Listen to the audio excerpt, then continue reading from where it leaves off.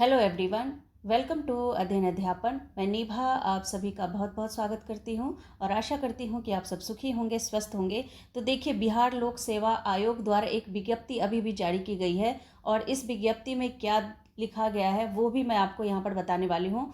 यहाँ पर मैं शॉर्ट में बता दूँ कि आपका जो 15 मार्च को एग्ज़ाम हुआ था फर्स्ट और सेकेंड शिफ्ट में, वो दोनों ही शिफ्टों के एग्ज़ाम को रद्द कर दिया गया है। आपको पता है पेपर लीक का मामला चल रहा था और कहीं ना कहीं आर्थिक अपराध इकाई सबूत भी दे रही थी आयोग को, लेकिन आयोग का कहना था कि जब तक उन्हें ठोस सबूत नहीं दिया जाएगा तब तक वो इस एग्ज़ाम को रद्द नहीं करेंगे। तो इससे पहले भी उन्होंने एक विज्ञप्ति जारी की थी और अभी अभी जो विज्ञप्ति जारी की गई है इसमें इन्होंने कह दिया है कि जो दोनों पालियों का पेपर है वो रद्द कर दिया गया है।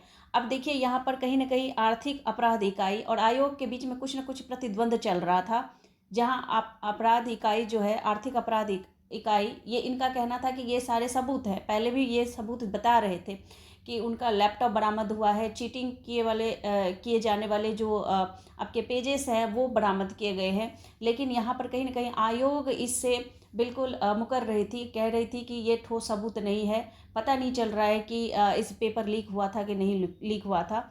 तो देखिए, ये तो सारा चीज़ ओपन होकर आ रहा था सामने, न्यूज़ हो चाहे कहीं सोशल मीडिया हो, हर जगह पर ये दिख रहा था कि पेपर लीक हुआ है और बहुत सारे सबूत भी सामने आ रहे थे। तो इसी आधार पर अब आयोग को लगा कि अब जो है वो कुछ नहीं कर सकती है, इसीलिए इसको छुपाना जो है अब मुमकिन नहीं है, तो इन्होंने इस पेपर को रद्द कर दिया है। अब देखिए इन्होंने क्या दिया है यहाँ पर। बिहार लोक सेवा आयोग द्वारा शिक्षा भर्ती परीक्षा के तीसरे चरण की परीक्षा 15 मार्च 2024 को 2 पालियों में आयोजित की गई थी और आर्थिक अपराध इकाई बिहार पटना द्वारा प्रतिवेदित किया गया कि उक्त परीक्षा के प्रश्न पत्र परीक्षा के पूर्व ही संगठित गिरोह के पास पहुंच गए थे।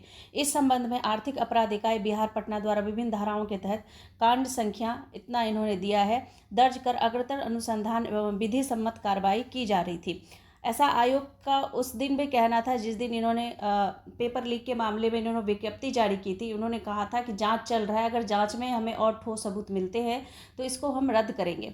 तो इसी वजह से इन्होंने कहा कि तदालोक में परीक्षा संबंधी कोई भी निर्णय लेने हेतु आयोग द्वारा आर्थिक अपराध इकाई से पत्र के माध्यम से मानक साक्ष्य की मांग की गई थी। साथ ही प्रतिनियुक्त नोडल पदाधिकारी के माध्यम से प्राथमिकी में उल्लिखित कुछ बिंदुओं पर परीक्षा की गई, जिसके प्रत्युत्तर में ईओयू द्वारा पत्राचार के माध्यम से सूचना दिया गया कि अनुसंधान के क्रम में किसी भी प्रकार की सूचना एवं मुहरबंद यानी कि इलेक्ट्रॉनिक डिवाइस किसी कार्यालय या इकाई के साथ नियमानुसार साझा नहीं किया जा सकता। आर्थिक अपराध इकाई बिहार पटना द्वारा दर्ज किए गए प्राथमिकी में परीक्षा पूर्व ही प्रश्न पत्र लीक होने का उल्लेख किया गया। वर्णित स्थिति में सम्यक विचारोपरांत अभ्यर्थियों के व्यापक हित को देखते हुए कदाचार मुक्त एवं पारदर्शिता के साथ परीक्षाओं को आयोजित करने की आयोग की प्रतिबद्धता को ध्यान में रखते हुए दिनांक 15/3/2024 को आयोजित विज्ञापन संख्या 22/2024 के तहत विद्यालय अध्यापक प्रतियोगिता परीक्षा को क्या किया जाता है, दोनों पालियों के परीक्षा को रद्द किया जाता है, ये इन्होंने यहाँ पर कह दिया है। और टीआरई 3.0 की परीक्षा को पुनः आयोजित करने की जो तिथि है वो बाद में घोषित की जाएगी। तो आपका ये एग्ज़ाम दोबारा से होगा और ये तिथि जल्द ही घोषित की जाएगी।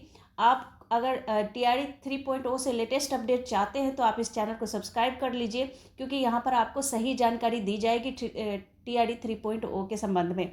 तो देखिए, कुल मिलाकर जिनका पेपर बहुत अच्छा गया था उनके लिए ये दुखद खबर है, लेकिन देखिए कहीं ना कहीं ये सही भी हुआ है, क्योंकि पेपर लीक हुआ, किसके पास ये पेपर पहुँचा, किसी ने इसको एग्ज़ाम में यूज़ भी कर लिया।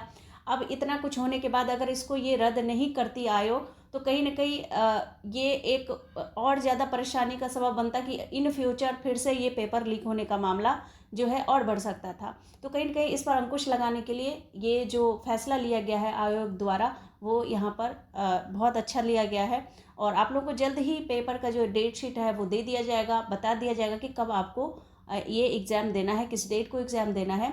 तो अभी तक के लिए बस इतना ही और लेटेस्ट अपडेट के साथ मिलती हूँ नेक्स्ट वीडियो में। तब तक आप लोग अपना ख्याल रखिए। Thank you and thanks for watching.